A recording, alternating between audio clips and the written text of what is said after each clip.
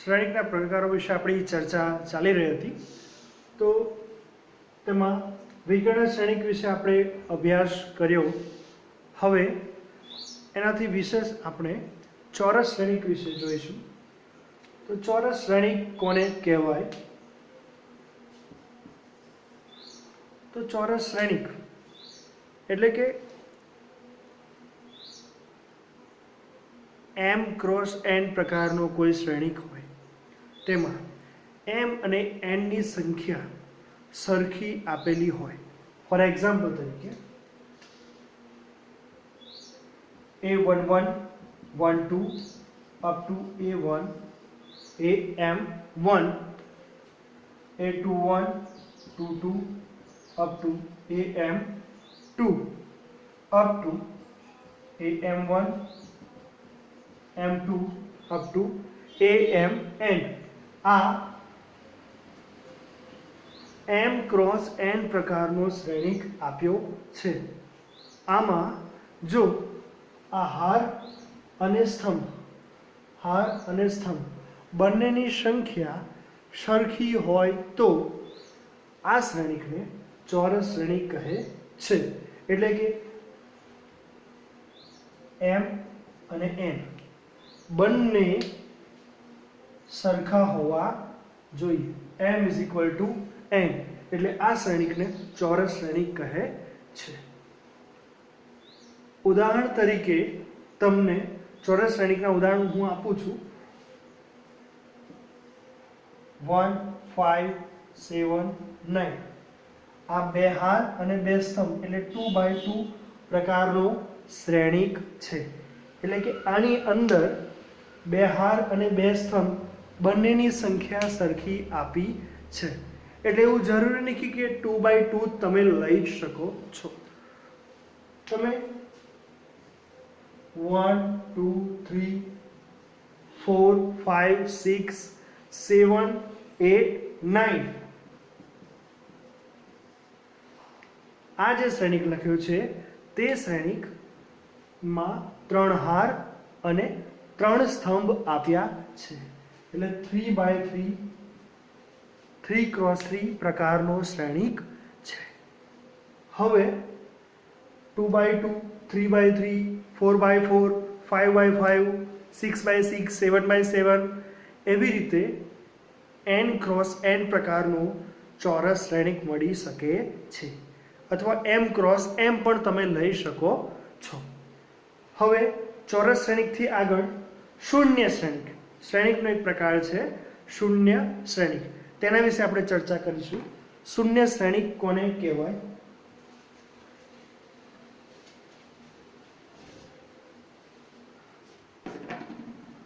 તો જે શ્રેણિકમાં તમામ ઘટકોનું મૂલ્ય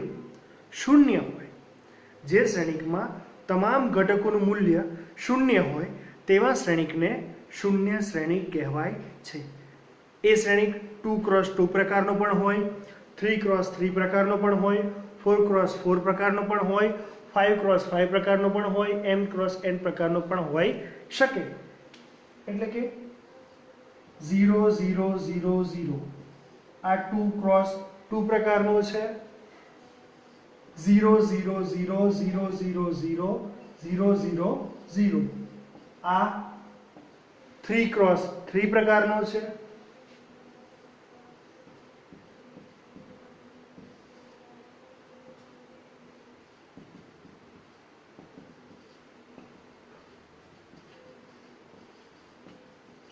આ m×n પ્રકારનો શૂન્ય શ્રેણિક છે. તેને સંકેતમાં દર્શાવવું હોય તો OM×n, O2×2, O3×3 એટલે શૂન્ય શ્રેણિકને દર્શાવવા માટે આપણે O આલ્ફાબેટ છે એનો ઉપયોગ કરીશું. હવે શ્રેણિકના બીજા પ્રકારો વિશે આપણે ચર્ચા કરીએ.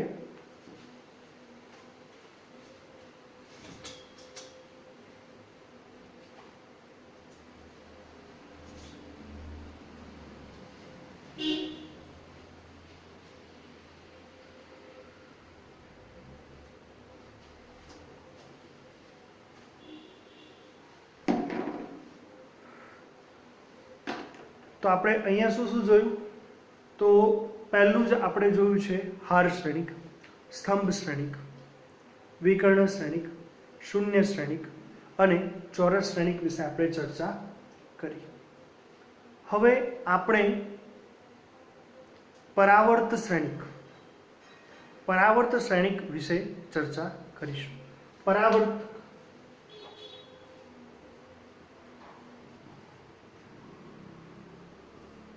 પરાવર્તિત કહી શકો, પરાવર્તક કહી શકો, તેને અંગ્રેજીમાં ટ્રાન્સપોઝ કહેવાય છે.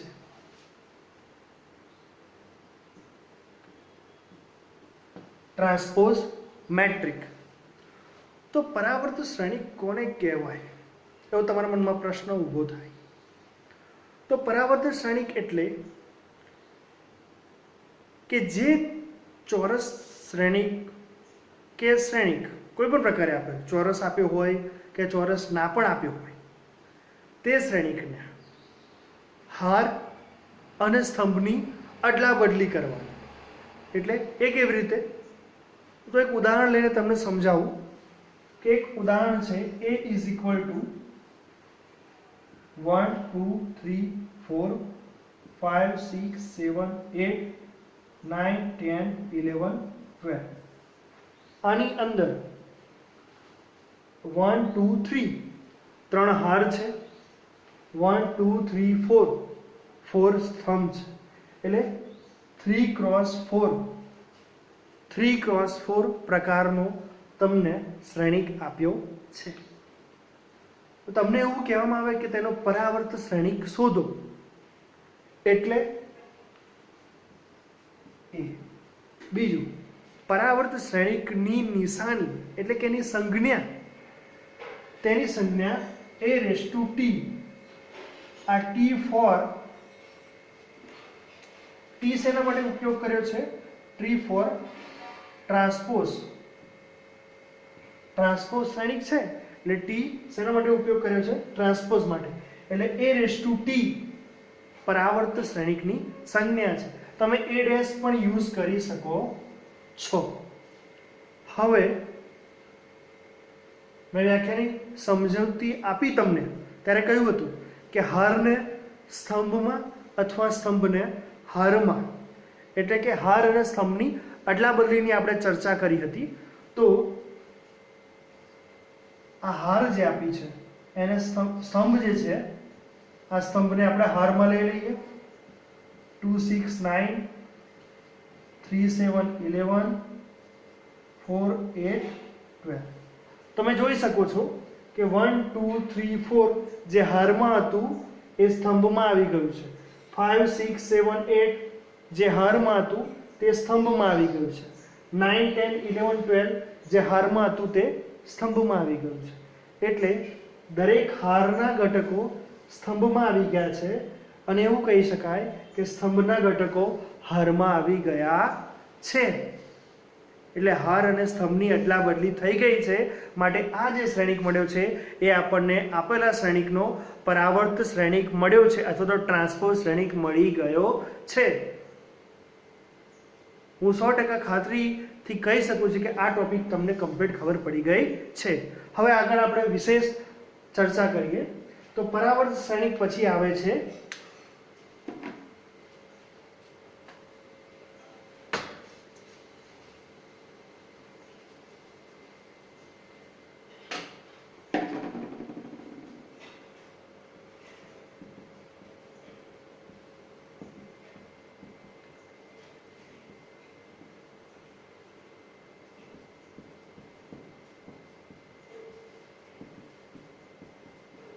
પરાવર્ત પછી આપણે સંમિત શ્રેણિક અને વિસંમિત શ્રેણિક વિશે ચર્ચા કરીશું.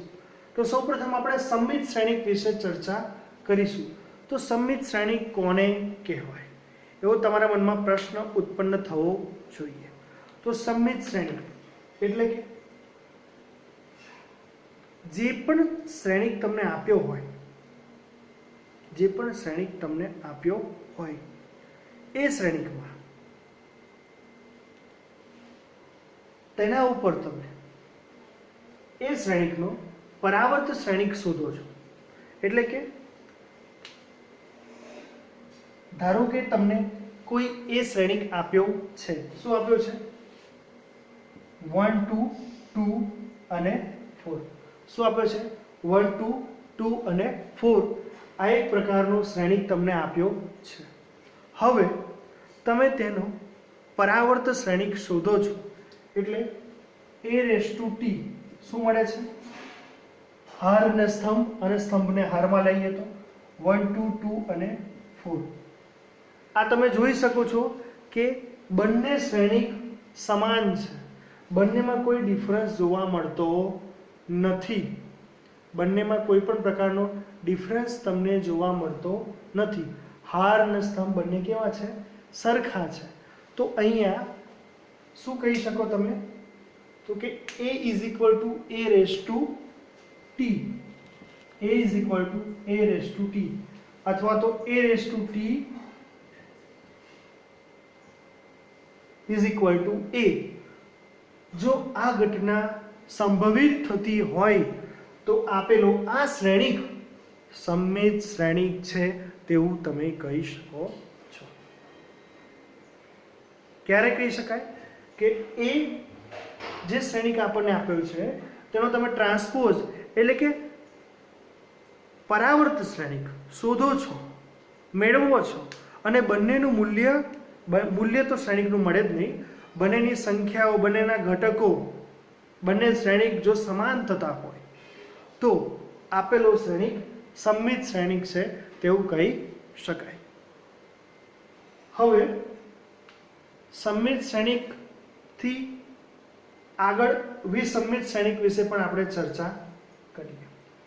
તો વિસમમિત શ્રેણિક કોને કહેવાય? તો બહુ ડિફરન્સ છે નહીં.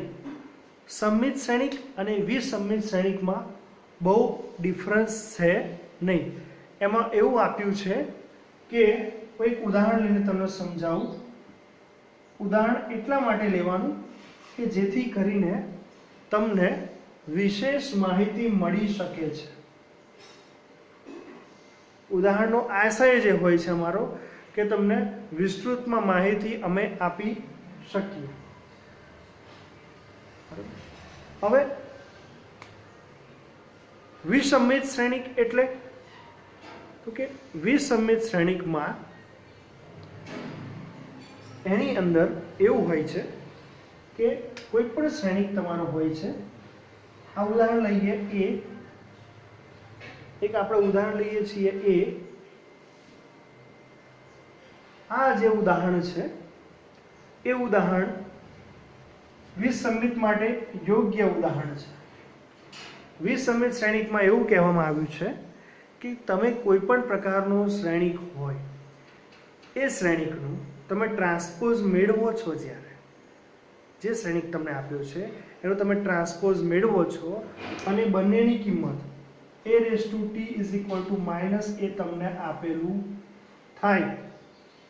a⁻t - a એવું જો સાબિત થાય તો આપેલો શ્રેણિક વિસમમિત શ્રેણિક છે તેવું કહી શકાય.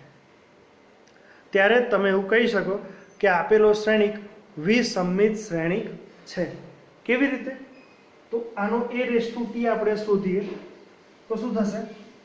આ કોઈ શ્રેણિક આપ્યો છે a, તો 0 બદલી નાખીશું એને, આ સ્તંભને હારમાં લઈ જઈશું, -h -g h 0 -f g f 0.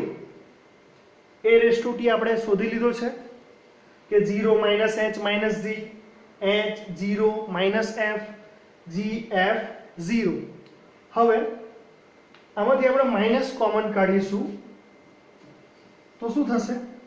0 આ માઇનસ નીકળી ગયા એટલે h, અહીંયાથી નીકળી ગયા એટલે g, અહીંયા f 0 -h -g -f અને 0. પણ આ શું છે? આપણો a છે, એટલે a⁻t = -a મળે છે.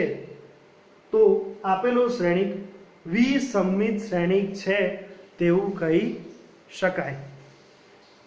તો આપણે એ રીતે બીજું કોઈ પણ ઉદાહરણ આપણે લેવું હોય તો આપણે લઈ શકીએ છીએ, પણ બીજી કન્ડિશન છે કે વિસંમિત શ્રેણિક જ્યારે તમને આપ્યો હોય ત્યારે ડાયગોનલ જે છે, શું આ જે ડાયગોનલ જે છે એ હંમેશા શૂન્ય થતો હોય છે। ડાયગોનલ શું થતો હોય છે? હંમેશા શૂન્ય થતો હોય છે, હંમેશા।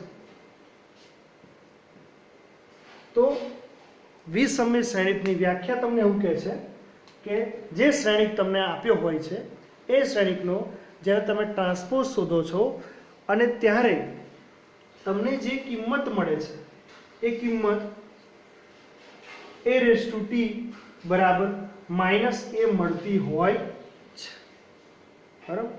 ત્યારે આપેલો શ્રેણિક વિસંમિત શ્રેણિક છે તેવું કહી શકો છો, બરાબર છે? એનાથી વિશેષ બીજું એક ઉદાહરણ લઈએ આપણે કે 0 1 5 0 -1 0 3 5 -5 3 0 1 -9 -5 -1 0 આવું એક ઉદાહરણ આપણે લઈએ છીએ।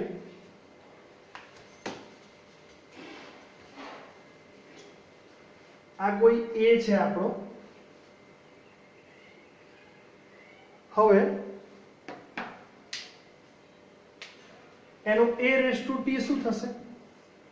તો કે 0 1 જે હારમાં હતો એ સ્તંભમાં થશે, 0 1 5 0 -1 0 3 5 -5 3 0 1 એટલે લાસ્ટ છેલ્લી હાર છે આપણી -9 -5 -1 0 એ મળી ગયું। હવે આમાંથી માઇનસ બહાર કાઢશો, અહીંયા 9 આપણે લેવાનું છે, સોરી અહીંયા 9 લેવાનું છે, તો જ આપણું વિસંમિત શ્રેણિકનું એ વ્યાખ્યાને અનુસરશે। માઇનસ બહાર કાઢશું તો શું થશે? 0 1 5 9 -1 -5 -9 0 3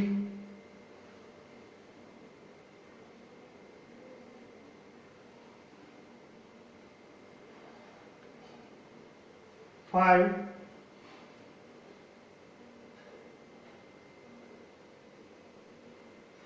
-3 અહીંયા આવશે, +5 થઈ જશે, -3 -5 0 -1 1 0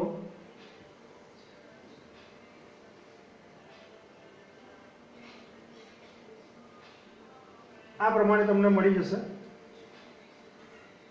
તો આ પ્રમાણે પણ તમને વિસંમિત શ્રેણિક આ સંખ્યાના અનુસંધાને પણ થઈ જતું હોય છે। તો ઘણા બધા ઉદાહરણો છે વિસંમિત શ્રેણિકના, તમે લઈ શકો છો। હવે વિશેષમાં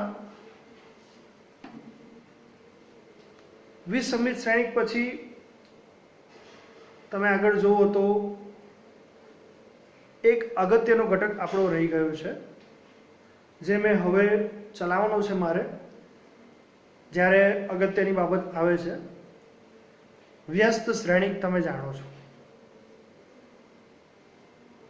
તો વ્યસ્ત શ્રેણિક શોધવો હોય તો એના પહેલાં સહઅવયવજ શ્રેણિક વિશે માહિતી મેળવવી પડે, અને સહઅવયવજ શ્રેણિક શોધવો હોય તો ઉપનિશ્ચાયક પણ શોધવો પડે છે, અને ઉપનિશ્ચાયક પહેલા નિશ્ચાયક તમને આવડવું જરૂરી છે। તો એની ચર્ચા કરીએ, આપણે નિશ્ચાયકની ચર્ચા કરીશું। ઉપનિશ્ચાયકની ચર્ચા કરીશું, સઅવયવ શ્રેણિકની ચર્ચા કરીશું, વ્યસ્ત શ્રેણિકની ચર્ચા કરીશું. પણ એ પહેલા આઈડેન્ટિટી મેટ્રિક્સ એકમ શ્રેણિક એની ચર્ચા બહુ જ અગત્યની છે, એ આપણે કરીશું.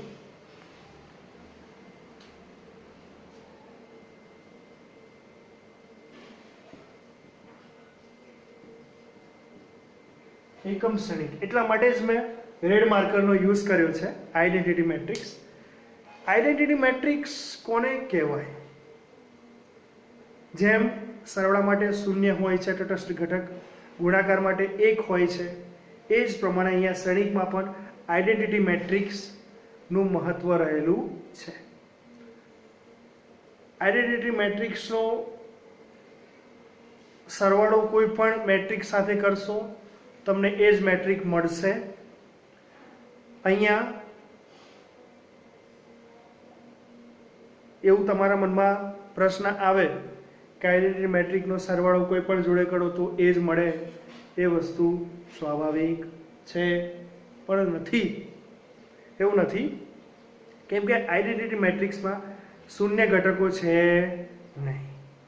એમાં અગ્રવિકર્ણના ઘટકો આપેલા છે અને એ પણ 1 1 1 1. તેના સિવાયના બધા જ ઘટકો શૂન્ય છે. એટલે આઈડેન્ટિટી મેટ્રિક્સ સાથે કોઈ પણ શ્રેણિકનો સરવાળાથી એ શ્રેણિક મળશે તેવું વિચારવું શક્ય નથી. અહીંયા આપણે આગળ જોઈશું કે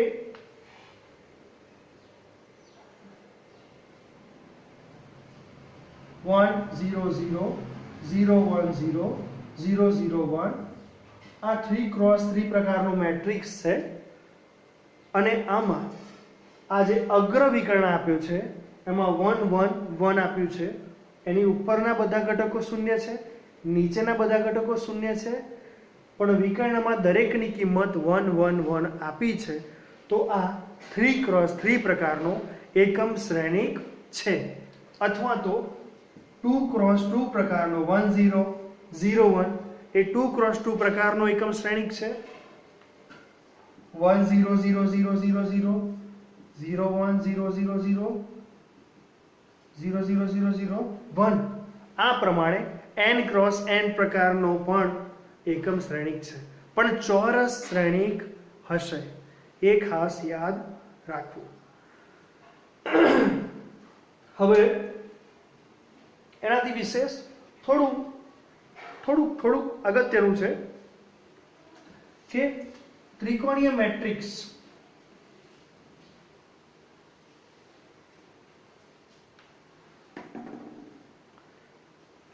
કોઈ શ્રેણિક આપ્યો છે A11 12 13 21 22 23 31 32 33.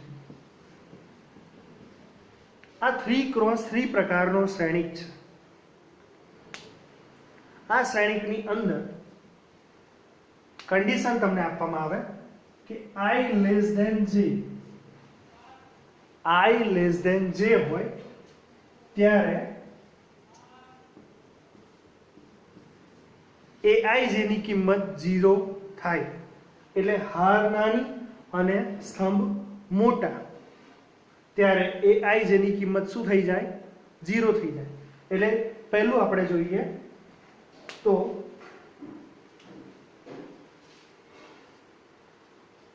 A11 એટલે હાર પણ 1 છે, સ્તંભ પણ 1 છે.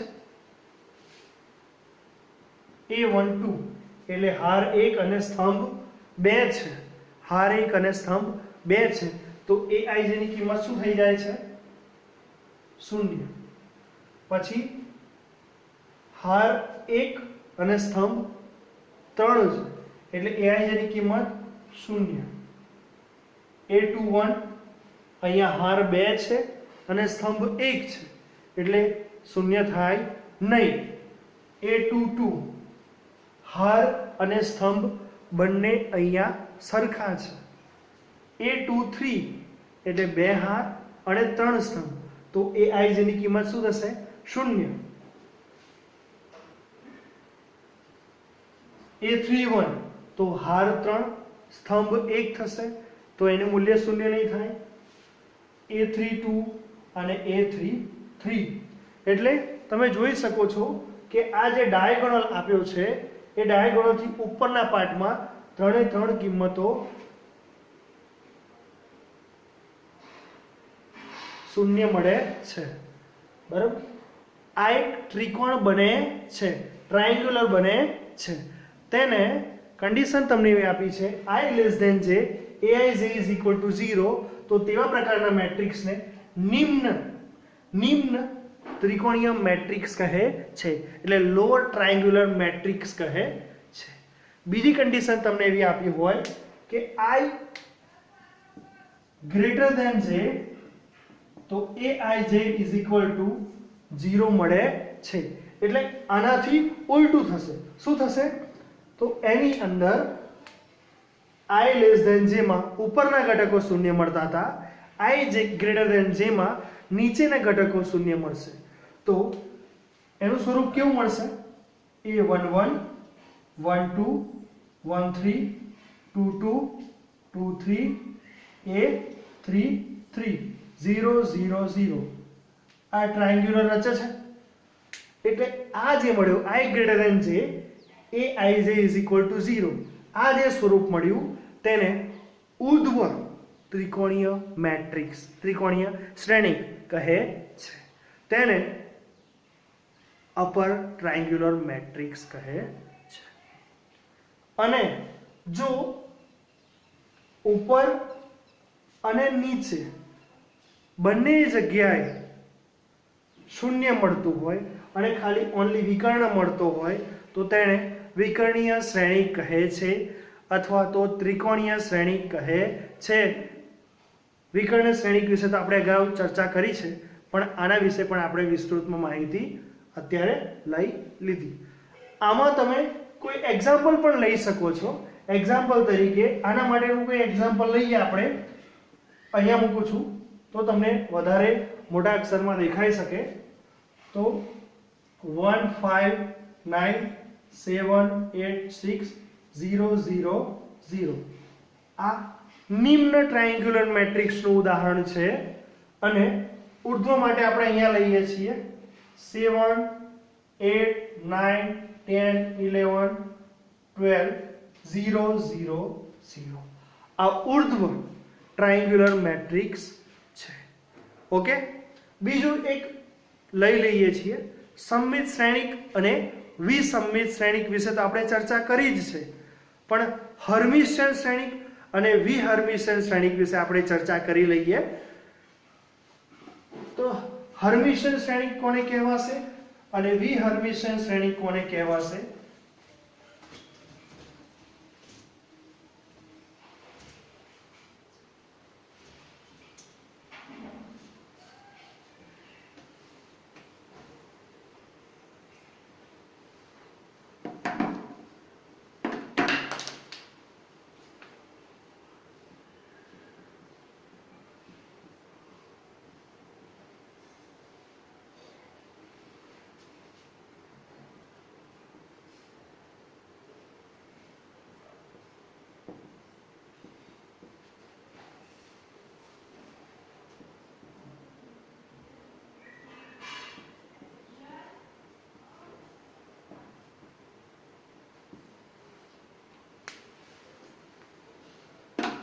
હર્મિશિયન શ્રેણિક અને વિહર્મિશિયન શ્રેણિક.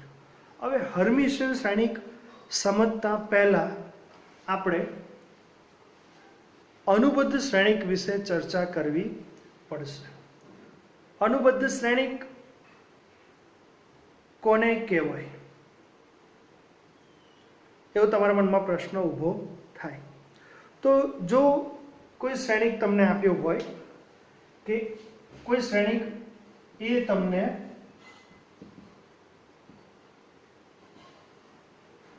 એઆઈ જે ફોર્મમાં આપ્યો છે, કયા ફોર્મમાં? એઆઈ જે ફોર્મમાં કોઈ શ્રેણિક તમને આપ્યો છે તેને એ બાર એ આઈ જે સ્વરૂપમાં મેળવવામાં આવે એ બાર એટલે કે તેનો કોન્જ્યુગેટ, તેને શું કહેવાય? તેનો અનુબદ્ધ શ્રેણિક. તેને શું કહેવાય? તેનો અનુબદ્ધ શ્રેણિક. એટલે કે એ કેવી રીતે શોધવાનું? તો ફોર એક્ઝામ્પલ તરીકે તમને સમજાવું કે એક એક્ઝામ્પલ લઈએ આપણે. આ એ શ્રેણિક છે 2 + 5y 3 + 5y 7 9 આવું તમને આપ્યું છે. 7 + i 9 + i મોટો લઈ લઈએ.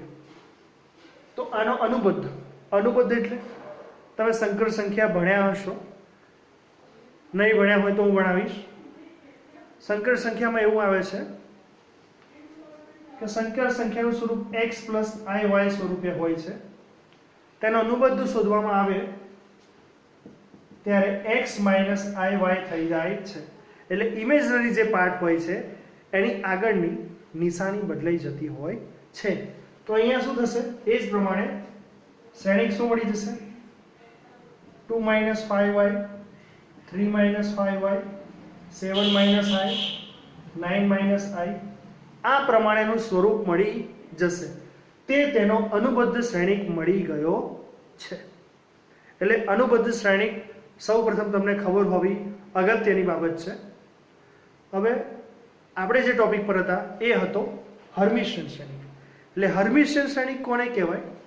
તો હર્મિશિયન શ્રેણિક એટલે કે અનુબદ્ધ તમે શોધો છો અનુબદ્ધ શ્રેણિક. અનુબદ્ધ શ્રેણિકનો ટ્રાન્સપોઝ કરવાનો.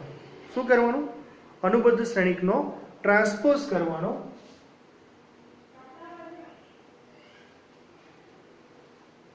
અને એને એ સ્ટાર વડે દર્શાવવાનું. શેના વડે દર્શાવવાનું? એ સ્ટાર વડે.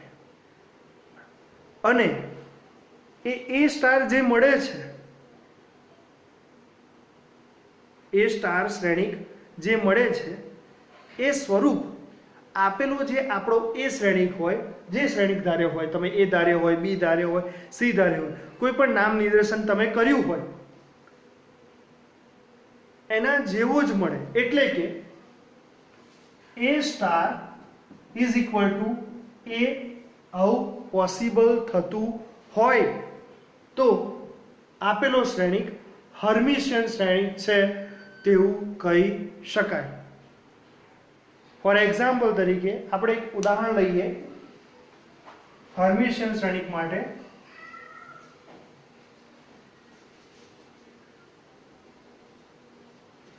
હર્મિશિયન શ્રેણિકનું ફરી સમજી લેજો કે આપેલો જે શ્રેણિક હોય તમને એ શ્રેણિક સિમ્પલ એક ઉદાહરણ આ પ્રમાણે પણ તમે લઈ શકો છો. 2 × 2 માં હું તમને એક ઉદાહરણ નાનું એક આપી શકું છું. કેવું? તો કે 0 i 0 આ જે ઉદાહરણ છે એ વિહર્મિશિયન શ્રેણિકનું છે. એમાં એવું કહે છે કે a star is equal to -a. સમમિત હર્મિશિયન, વિસમિત વિહર્મિશિયન. થોડોક જ ડિફરન્સ છે. સમમિતમાં a star is equal to a અને હર્મિશિયનમાં a star is equal to a. સમમિતમાં a raise to t is equal to a. વિસમિતમાં a star is equal to -a at અને a star is equal to -a. આવું થાય છે. અહીંયા આપણે હર્મિશિયનનું ઉદાહરણ લઈએ તો 1 + i - 2i તમને જે રીતે બોર્ડ પર દેખાય એ અનુસંધાને હું લખતો હોઉં છું. 3 - i 4 + i આ વિહર્મિશિયનનું છે, એ પણ તમને આગળ સમજાવું છું. 3 માઇનસ 2i. આ એક આપણે હર્મિશિયનનું ઉદાહરણ લીધું છે. તો હર્મિશિયન કોને કહેવાય? મેં પહેલા જ કીધું કે a star is equal to a થવું જોઈએ. a star is equal to a થવું જોઈએ. a સ્ટાર એટલે શું? તો કે a સ્ટાર એટલે a બારનો ટ્રાન્સપોઝ. a બારનો ટ્રાન્સપોઝ. તો પહેલા તો એનો a બાર શોધવો પડશે. તો a બાર શું મળશે જોઈશું આપણે. આનો a બાર શું મળશે?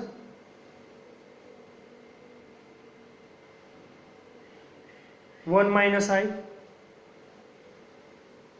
प्लस 2i 3 प्लस आई 4 plus 2i 1 3 plus 2i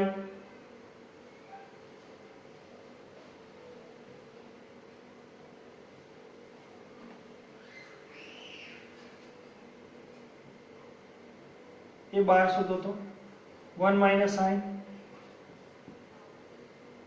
3 plus आई 4 माइनस आई 1 3 प्लस 2i આવું મળ્યું છે તમને. હવે આનો ટ્રાન્સપોઝ કરો. એ બારનો ટ્રાન્સપોઝ કરો તો શું થશે?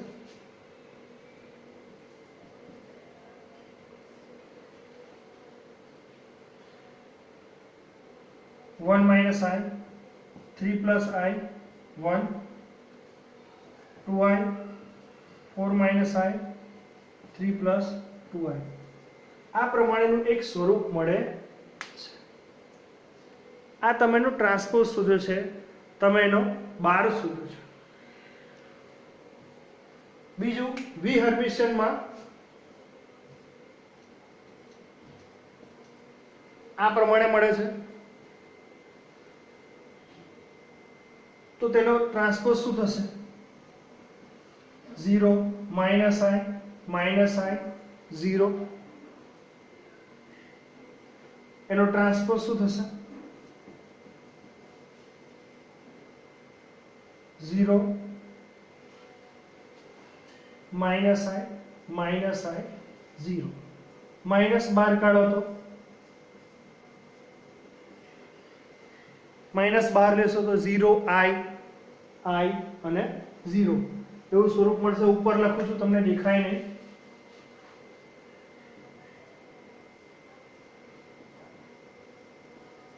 આ જે સ્વરૂપ હતું એ શું હતું? a સ્ટાર હતો. તો a star is equal two minus a મળી ગયું છે, એટલે 20 હર્મિશિયન શ્રેણિક થઈ ગયો છે.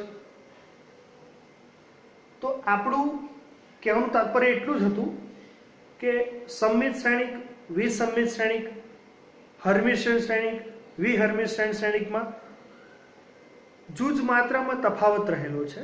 સમમિત શ્રેણિકમાં તેનો પરાવર્ત શ્રેણિક શોધો છો અને બંનેનું કોમ્બિનેશન જે છે a is equal to a raise to t બંને સરખા મળતા હોય છે, અને વિસમમિતમાં a raise to t is equal two minus a મળતા હોય છે. પછી તમે જુઓ તો હર્મિશિયન અને વિહર્મિશિયનમાં a is equal to a raise to t, a is equal to a raise to t, એનો ટ્રાન્સપોઝ જે હોય a રેસ ટુ t એનો બહાર કરો અથવા તો એ ટ્રાન્સપોઝનો બહાર કરો is equal to a star તમને મળે છે. એ ટ્રાન્સપોઝનો બહાર તમને a સ્ટાર મળે છે. એ જે a સ્ટાર છે, a star is equal to a તમને મળે તો એ હર્મિશિયન શ્રેણિક છે, અને a star is equal two minus a મળે તો એ વિહર્મિશિયન શ્રેણિક છે. તમને વધારે સમજ ના પડી હોય તો ફરી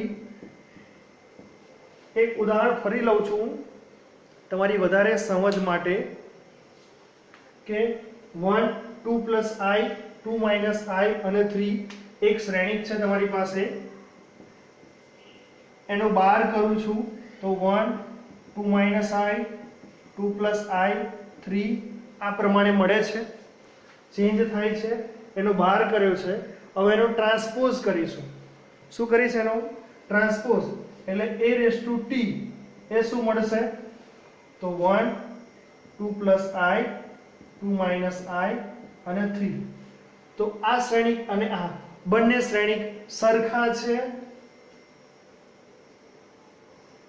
આ a બાર નો પણ આપણે ટ્રાન્સપોઝ કર્યો છે, પણ a બાર નો ટ્રાન્સપોઝ એટલે a સ્ટાર અને આ જે વેલ્યુ છે એ a ની છે, એટલે a star is equal to a થઈ ગયું છે. એટલે આ હર્મિટિયન શ્રેણિક છે, જે આપેલો શ્રેણિક છે તે. એ જ રીતે વિહર્મિટિયન માટે પણ આપણે ઉદાહરણ લીધું હતું કે 0 i i 0 એનો a બાર શોધ્યો, તેનો ટ્રાન્સપોઝ કર્યો, એને a સ્ટાર કહેવાય અને a star is equal two minus a star is equal two minus a મળે છે. તે વિહર્મિટિયન શ્રેણિક થાય છે. એટલે આજે આપણે શ્રેણિકોના ઘણા બધા પ્રકારો વિશે ચર્ચા કરી.